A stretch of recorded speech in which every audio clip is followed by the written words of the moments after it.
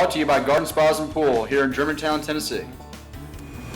Hey y'all, Zach here with Garden Spas and Pool. Today we're going to be cooking baby back ribs on the Big Green Egg. It's a great meal for Father's Day or for 4th of July.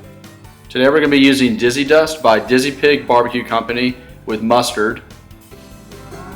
Just be sure to remove the membrane before applying the spices.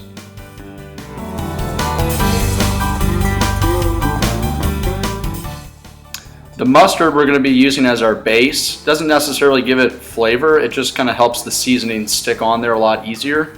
The Dizzy Dust is a really good seasoning. It's very low in sodium, there's no MSG. Peppercorns and chipotle chilies are just a few unique touches to the Dizzy Dust seasoning.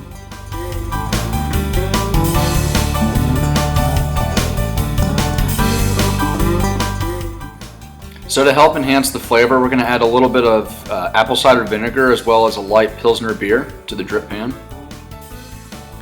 And we're also going to use some apple smoking chips just to help with the smoke flavor. We dip it in water for about 20 minutes and then we're going to drain that and add to the charcoal. For ribs, when you want to smoke, I recommend using the plate setter. It turns it into indirect cooking, more like a convection style. And right now it's about 400 degrees. When you add the plate setter, it's going to drop at about 100 degrees.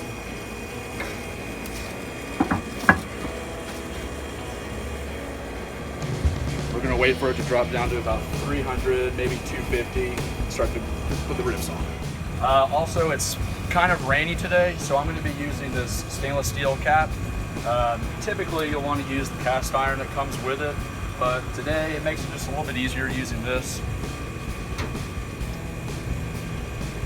Right now it's about 250 degrees. I'm going to be placing it on a rib rack.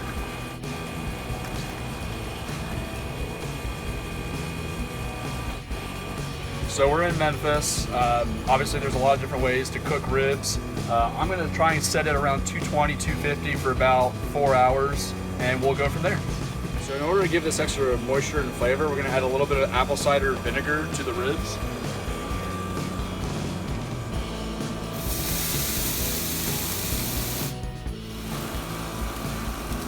So while smoking the ribs, I'll do this about once an hour, so probably 3 or 4 times total. So the ribs have been cooking for about 3.5, almost 4 hours at about 250 degrees. It's almost 190 degrees internally. I just used my temperature probe. So we're gonna take these off and apply some barbecue sauce to them.